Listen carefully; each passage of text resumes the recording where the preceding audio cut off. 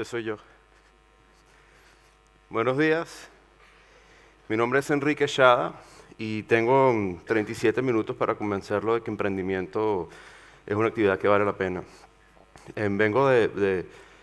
Nací en Venezuela, pero vengo de Boston, Massachusetts, donde está MIT, y también creé recientemente una cooperativa. Y Cajamar es una cooperativa, entonces tenemos algo en común.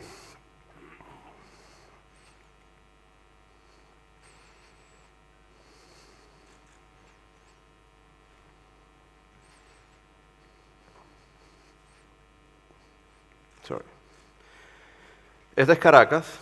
Quienes han estado en Caracas pueden apreciar su belleza. La atraviesa un río, que es un río que no recomiendo en el que se bañen. Se llama el río Guaire. Y ese representa el pasado, mi pasado. Trabajo, vivo y tengo los últimos 20 años de mi vida en Massachusetts, que en Boston en particular. Ven el río Charles, que al sur del río Charles está la ciudad de Boston per se. Al norte del río Charles está una ciudad que se llama Cambridge, es donde está el MIT. Y la ciudad divide, básicamente, el río divide las dos ciudades, pero hay muchos puentes que la cruzan. Y hoy estamos aquí, en Murcia, una ciudad que nunca he estado, es una ciudad muy hermosa, y también atraviesa un río que se llama el río Segura.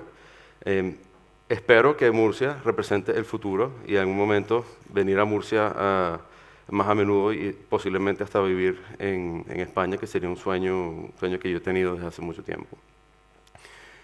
Y el objetivo de la charla, cuando hablé con José Luis y Juan Carlos, es como explorar cómo la creación de empresa puede ayudar a transformar el valor que ya se está, en el que se está invirtiendo en cuanto a investigación y desarrollo, cómo se puede transformar ese recurso en un valor social.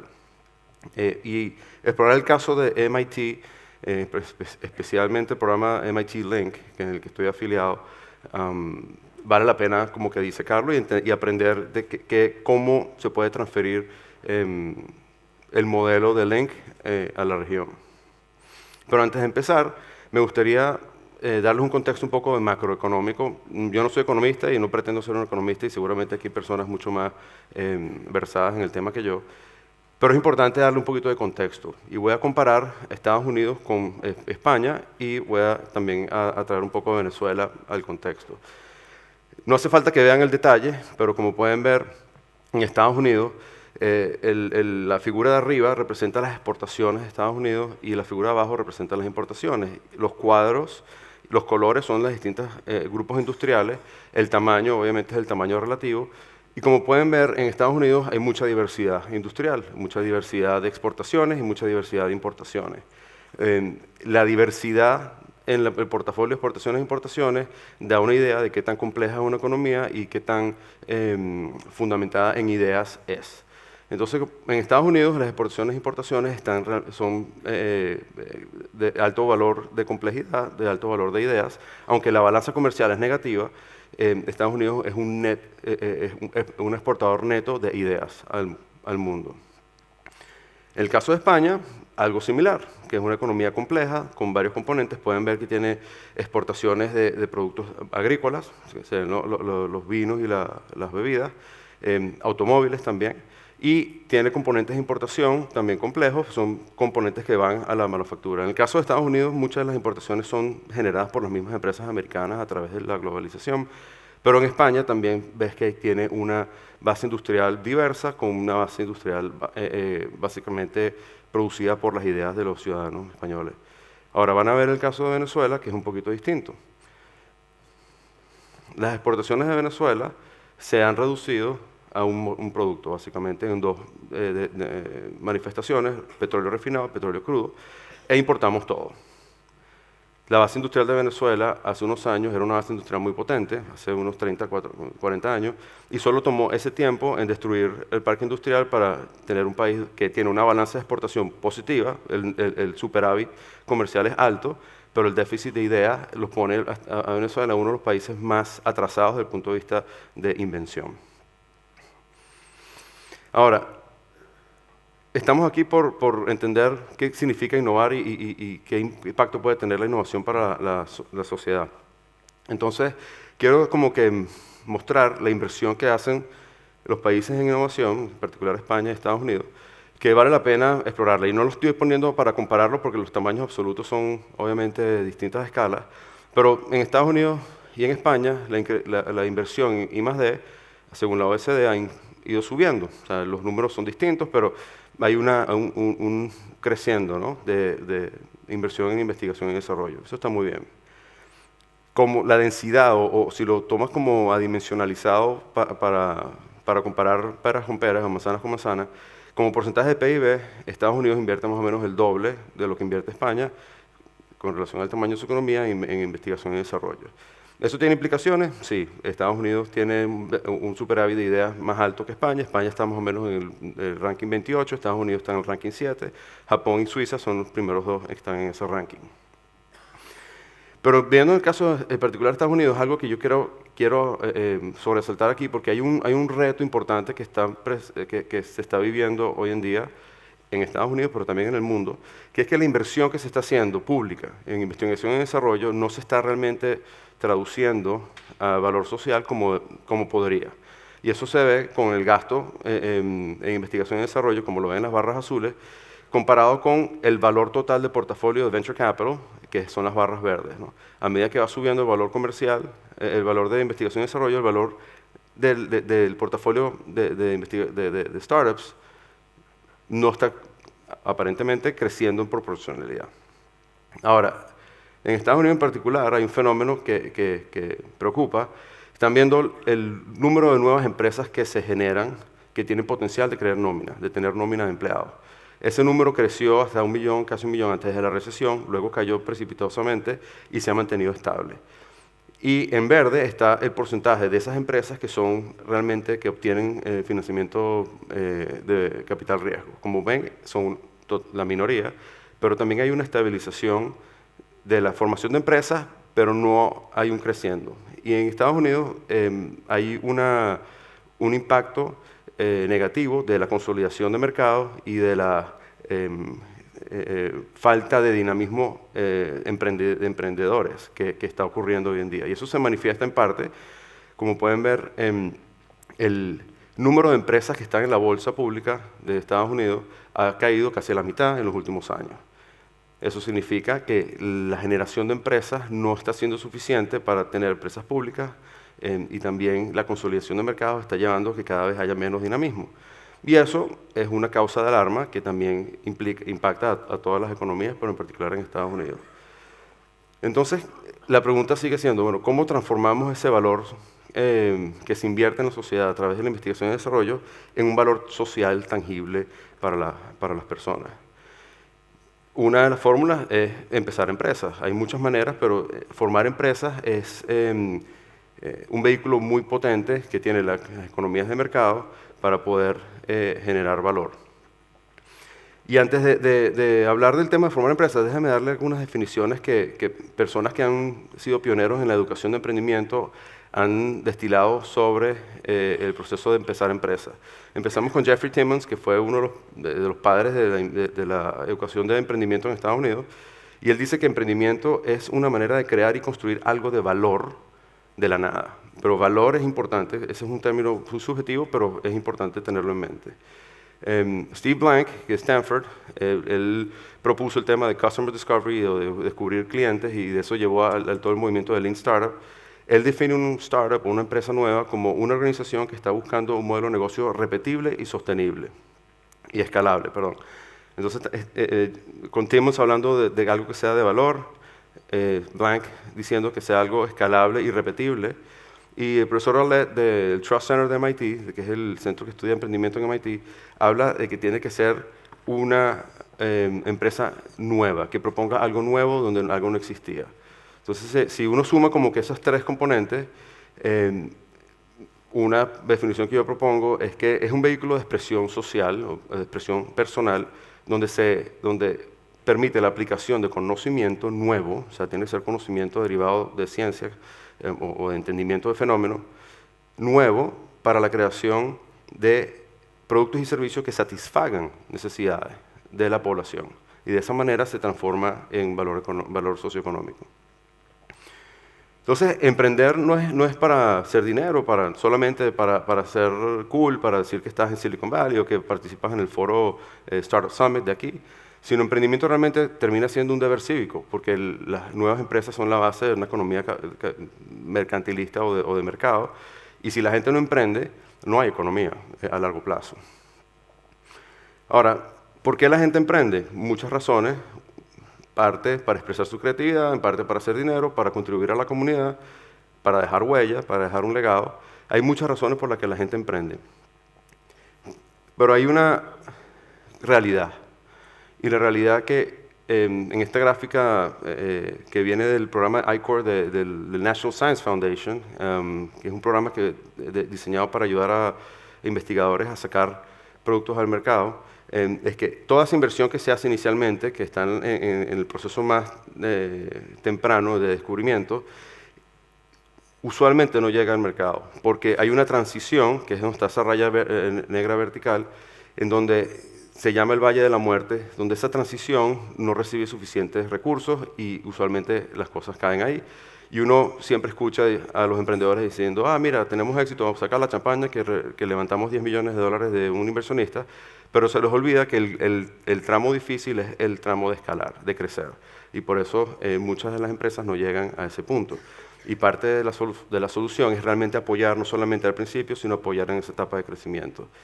Entonces hay una fórmula, yo creo que sí, es una fórmula muy sencilla que la proponen en MIT, pero es una fórmula que no necesitan tomar cálculo en la universidad para entenderla, que es que la innovación realmente tiene dos componentes, tiene invención y tiene uso.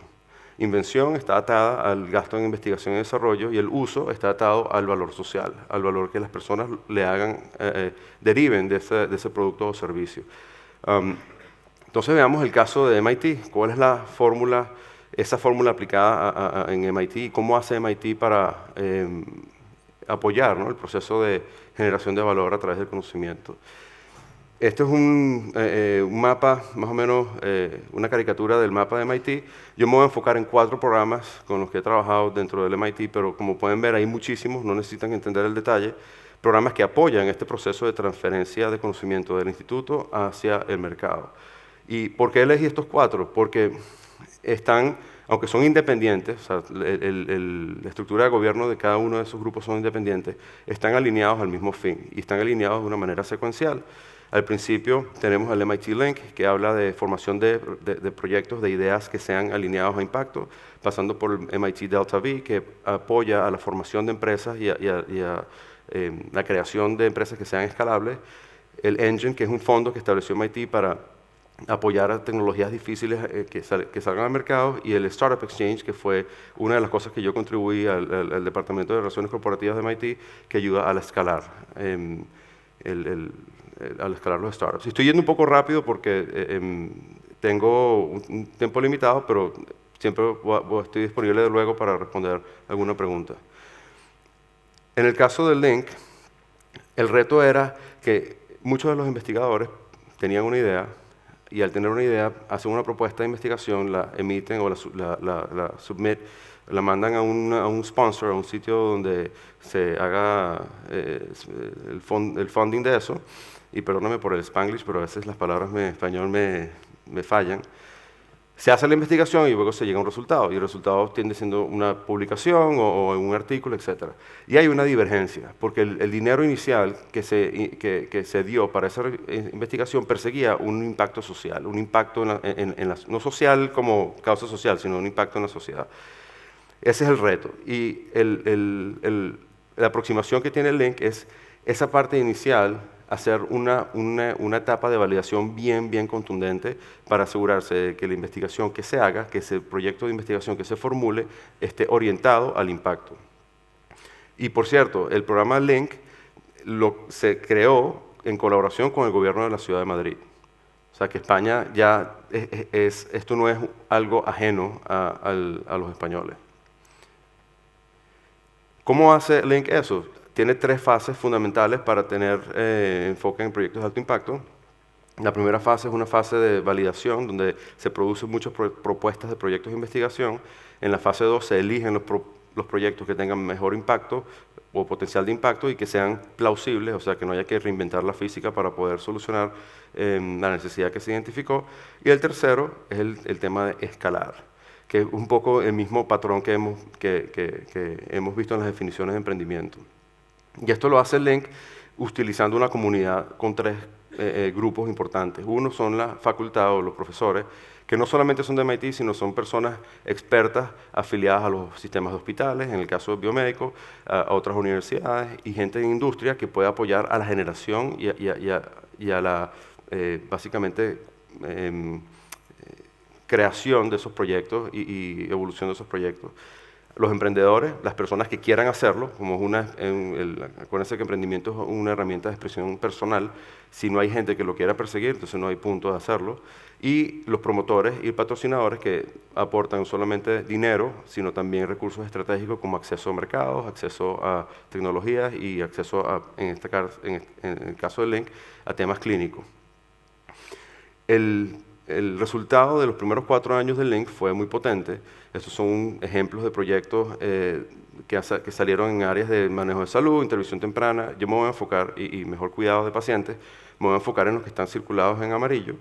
El primero de ellos se llama el equipo OJO, que desarrollaron una tecnología para detectar o ayudar a las personas que no tengan recursos en el mundo subdesarrollado, tener prescripciones para anteojos, porque no tenían acceso a eso.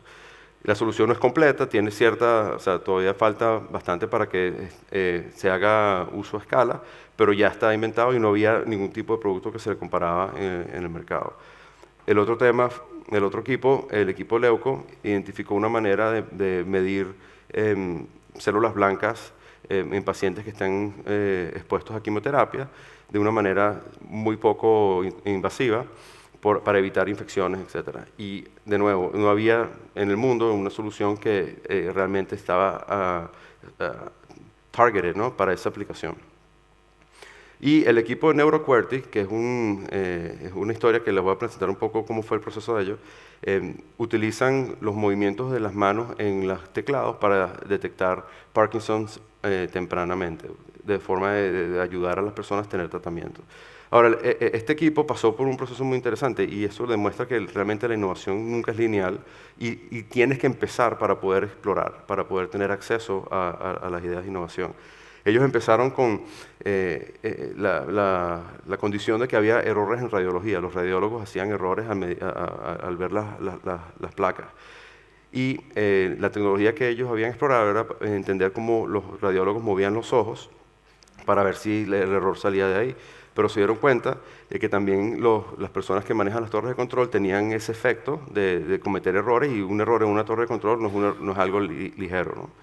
Y así fueron iterando, identificaron tecnologías que podían ayudarlos a solucionar el problema que identificaban. En este caso, identificaron que errores en radiología podrían ser detectados utilizando la velocidad de tipeo de una persona. Y la especialidad que descubrieron que era relevante era la especialidad de entender los movimientos finos de una persona, y eso llegó al punto de conseguir los patrones de tipeo como una herramienta predictiva de Parkinson's. Entonces, en la idea inicial del proyecto, nadie se hubiese imaginado esta trayectoria. Haciendo el proyecto, desde la etapa de validación y luego haciendo la investigación, se dieron cuenta de las potencialidades. Y los resultados del programa Link son 3 veces más productivos que en el MIT en general. O sea, ¿eso qué significa? Significa que cuando una persona en Link propone un proyecto de investigación, el proyecto está orientado a tener impacto.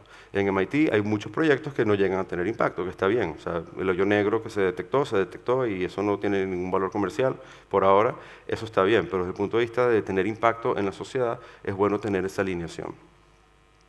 Voy a hablar ahora rápidamente de los demás programas, porque estos programas apoyan el proceso de emprendimiento. El programa de Delta V es un programa del Centro de Emprendimiento que se basa en hacer un simulacro de junta directiva para los emprendedores que salen de la universidad, que quieren empezar empresas. Esas 3 reuniones realmente funcionan como una junta directiva de inversionistas que se enfocan en entender quién es el mercado del cliente en la primera reunión, en la segunda el producto, que se está ofreciendo y cuál es el modelo de negocio. Y terminan un Demo Day. En el Demo Day es donde se conectan con las fuentes de capital. Yo he asesorado a estos dos equipos que les está yendo muy bien. Uno es una compañía en India y el otro es una compañía que está en Boston y ya recibió financiamiento. Y a grosso modo, estos son los criterios concretos que se usan en el board. Esto es una herramienta de trabajo. Pero los temas que se tratan en las reuniones, en la primera, por ejemplo, es sobre segmentación, cuál es el mercado inicial, cuál es el ciclo de vida del producto, etcétera, etcétera. Y eso es importante tenerlo al principio. A medida que se va evolucionando, por ejemplo, en el tema de producto, se quiere entender cuál es la propuesta de valor concreta, cuál es el segmento y cómo se vincula a esa propuesta de valor, etcétera. El tercero es sobre la sostenibilidad del negocio y cuál es el modelo de captura de valor.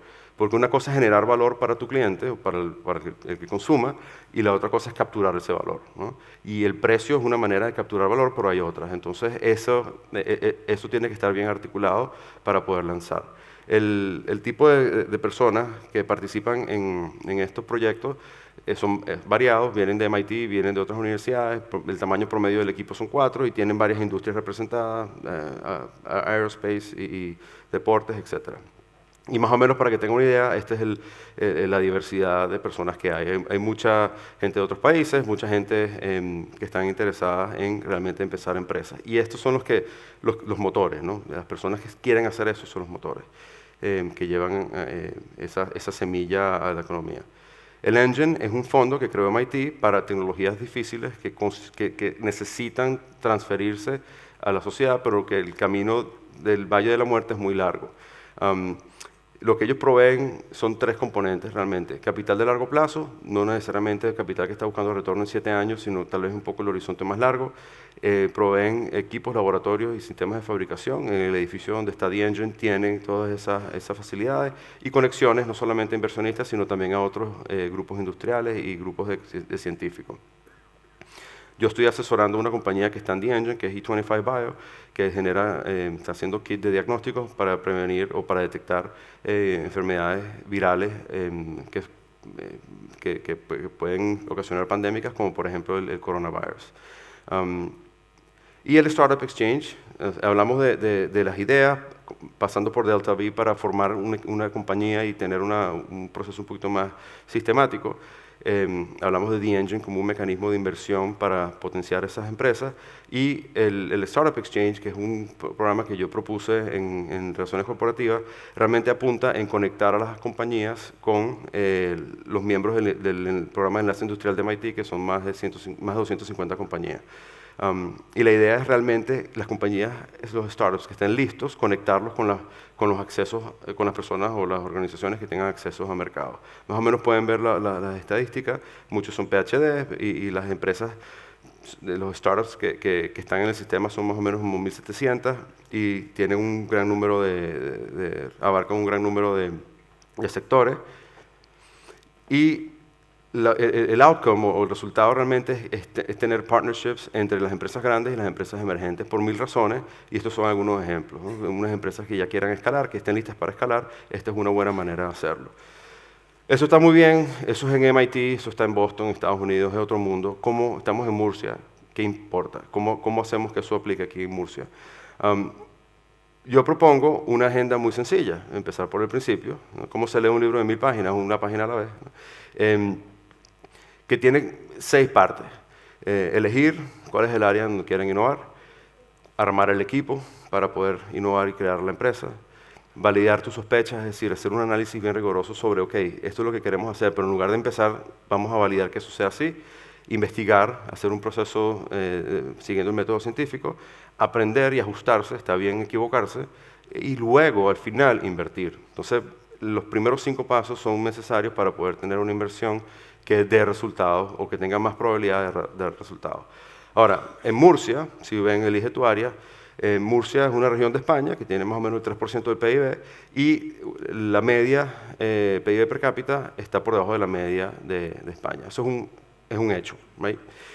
Pero en la región, según el Instituto Nacional de Estadística, tenía más o menos 4.000 empresas, de las cuales los 4 primeros grupos son relacionados con fabricación de herramientas, fabricación de productos metálicos no complejos, obviamente en la industria alimenticia. Entonces, si uno es un emprendedor, en el tema de agua, alimentos, esos son sectores que uno quiere realmente revisar a fondo.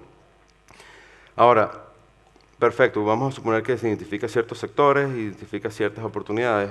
Ahora, ¿cómo armas el equipo? Bueno, esto es algo que todavía afecta a España, donde tienes más de 3,5 millones de personas que no están parados, según las cifras formales de estadística. Y en la región, como ven aquí, en la región de Murcia, más o menos del 15 al 20% de gente todavía tiene paro y 1/3 de ellos son jóvenes. Entonces, si tú quieres empezar una empresa con mano de obra calificada, barata, este es el sitio donde tiene que estar, ¿no? Asumiendo que las personas, de nuevo, tengan la motivación y el interés de hacer ese motor. Ahí está la clave para poder surgir, ¿no? Validar la sospecha. En Murcia es una región muy potente, tiene todo el tema de agro, que se quiere exportar ideas, como habló el presidente antes que yo. Entonces la pregunta es, bueno, ¿qué puedo exportar que sea único de Murcia? Como ven, la balanza de pagos o la balanza comercial es negativa en muchos rubros, pero es positiva en otros, como por ejemplo en alimentación, en semimanufacturas no químicas, el sector automotriz y otras mercancías. ¿Qué de esos sectores son potentes aquí en Murcia y cómo puedo yo patrocinar o apoyar, de crear una comunidad alrededor de esos sectores para que haya más empuje hacia exportación? No solamente de bienes, sino también exportación de ideas. ¿Y cuál es el mejor destino? Como pueden ver, la balanza comercial con Europa ha cambiado, es positiva ahora en España, pero eso nada más Europa, debe haber otros mercados también finales. Investigar como científico es importante porque evitas el sesgo por autoselección o el sesgo de supervivencia. Hay muchos sesgos, ¿no? Y eso empieza por admitir que hay factores que no conoces, entonces hay que hacer supuestos, desarrollar una hipótesis, usar medidas de desempeño para saber si estás probando o desaprobando una hipótesis, y cerrar el bucle, a no olvidarte de que tenías una hipótesis, sino entender por qué falló algo o por qué no funciona, y repetir el proceso hasta que consigas un modelo robusto de formación de propuesta de valor para tu empresa. ¿Cómo se hace ese proceso? Hay un modelo muy común que se llama el Business Model Canvas, que me imagino que muchos de ustedes lo conocen, que realmente es un modelito sencillo de cómo estructurar una empresa, y este modelo no lo voy a detallar ahora, pero se enfoca realmente en conseguir el fit o el encaje entre el producto que se quiere ofrecer o el servicio con la necesidad de mercado. Y una vez que se establezca ese vínculo, hay canales para mercado y se definen una cierta cantidad de características del negocio, que incluye cómo capturas clientes, cómo los creces, hasta cómo la estructura de precio y de costo que tiene que tener el negocio. Y ese proceso es un proceso iterativo que lleva no solamente a la primera aproximación, sino a la segunda, a la tercera, a la N aproximación. Y por eso que este es un proceso importante que ocurra en una comunidad de personas alineadas.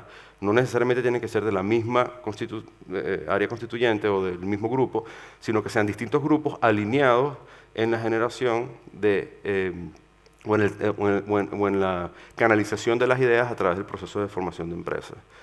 Y aprender y ajustarse, está bien equivocarse, como decía antes. Hay mucha gente que no quiere hacer algo porque no quiere quedar mal o no quiere darse cuenta que se equivocó o se metió por un camino que no era. La sociedad tiene que aceptar el ajuste y cambiar. Y eso es otro reto que muchos de los países tienen a la hora de emprender, que el fallar o equivocarse es algo que está muy mal visto, ¿no? Y al final, una vez que uno tenga un proceso sistemático de formación de empresas a través de métodos científicos, a través de generación de conocimiento orientado al impacto, puede la persona o el grupo de personas que quieran empezar empresas invertir. Fíjense que la inversión va al final, no al principio. Y la inversión usualmente, la gente que pueda tener ahorros, invierte de sus ahorros para hacer el principio de la etapa de validación, pero hay muchas fuentes de financiamiento del gobierno, aquí en particular en Europa, en España, inversionistas ángeles, venture capital, pero la idea fundamental es usar lo que en inglés llaman OPM, Other People's Money, el dinero de otras personas. Ahora, eso no es porque yo quiero embaucar a alguien y usar su otro dinero para comprarme un yate, no. El objetivo de utilizar el dinero de otras personas es que lo hace a uno mucho más diligente en asegurarse de lo que uno esté proponiendo sea algo que tenga una posibilidad de retorno financiero. Y para cerrar, quería dejarles esta idea que Aaron Swartz, el fundador de Reddit, él hablaba mucho sobre esto, ¿no? Piensa en lo más importante que puedes estar haciendo y después pregúntate por qué no lo estás haciendo. Y es una idea muy potente porque cada uno de nosotros tiene una trayectoria, ¿no? Y tienes tu contribución a la sociedad que tú quieras tener, estás en un contexto. Y en la economía capitalista moderna, el mundo occidental, nosotros tenemos libertades que apreciamos. Esa libertad viene con una responsabilidad. Y lo que yo estoy abocando es que parte de esa responsabilidad sea darle al mundo o contribuir al mundo tu habilidad a través del proceso de formación de empresas. Porque si ustedes ven en este salón, en esta arena, si ustedes se preguntan qué productos que estamos tocando hoy fueron creados, ideados, creados, manufacturados y distribuidos por un gobierno, yo me atrevería a decir que la respuesta es cero. 0% o menos, tal vez 1% o 0.1%. Entonces, todos nosotros estamos viviendo estamos tocando y estamos interactuando con las ideas de otros, que se formalizaron a través del proceso de creación de empresas. Y por eso propongo seguir ese patrón, utilizando las ventajas competitivas y comparativas que tiene esta región para potenciar el crecimiento y el porvenir de las futuras generaciones aquí. Y con eso, gracias.